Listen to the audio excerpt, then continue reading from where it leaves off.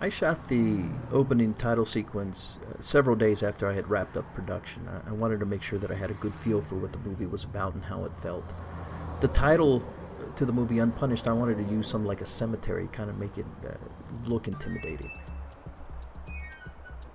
The first scene with the therapist and John was something that we shot several times from several different angles, several different master shots, and that made it easy because the more we shot and the more takes that we took, the easier it became to memorize those lines, and it came out more naturally.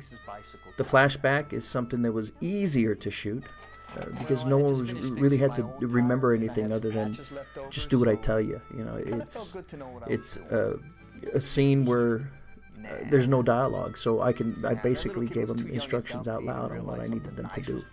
And that's my 17-year-old son playing 13-year-old me, and I don't think anybody really noticed or said anything about it. And that is his little brother, my ex-wife's son, who was gracious enough to volunteer for the shoot. And they both had a good time. They were both easy to direct. Sound is very important to me, so the scene with the therapist and John is something that I couldn't figure it out. The silence in that room was really deafening, and I needed to add something to it, so I added some air conditioning sounds and a clicking clock, if you will, so you can hear the clock ticking in the background. So that made it a little bit easier. Now, my girlfriend didn't want to appear on camera, but she was okay with an over-the-shoulder type shot. And most of the people that I've shown it to have really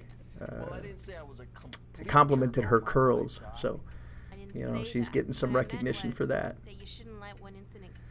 Now, in this transition here from one day to the next, I used part of my title sequence. And what's interesting is that I reversed it, so I don't think anybody knows. I reversed it so it looked like the sun was going down, so you'll see it here in just a moment. But if you notice, the traffic is going in the opposite direction. We shot this, of course, on the same day, the office day. We just changed our clothing. And this is interesting. I found a shoe on the side of the road. I didn't have a homeless person that I could actually pay to stand in, so I found a shoe on the side of the road and I used that. I had a jacket inside the car and I used that for the leg and stuffed it with another shirt, and voila, homeless guy. Didn't have to shoot that or edit that scene in black and white because it was current. Here's my neighborhood, and that's the nicest house on the block, at least aesthetically. Yeah. And this is my 21-year-old daughter who's always ready and willing to act in my films. And I was going for an authoritative angle there by shooting from the bottom up rather than from the vantage point of the young girl in distress. And if you notice, I also added some sound in the background. The TV is on.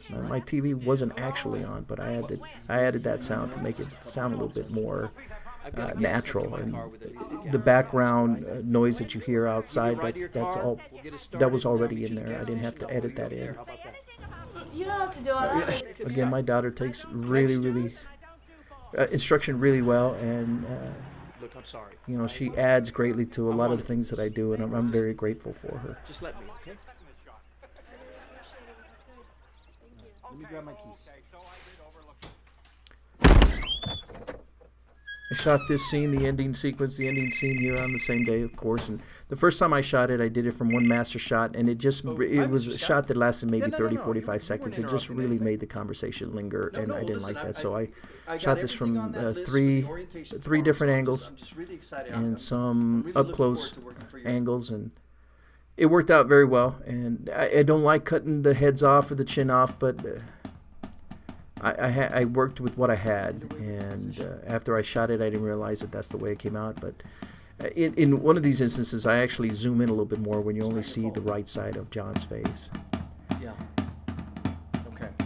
Good afternoon. So I wanted people to really feel that conversation. And here, I synchronized the symbol with that expression, and yeah, I'm pretty proud of that.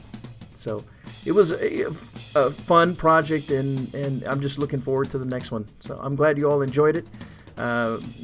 The ending credits weren't very difficult to do, and they were fun too. And I tried to also synchronize a lot of those. So I'm glad you guys enjoyed it. I hope you enjoyed it, and I can't wait to see yours.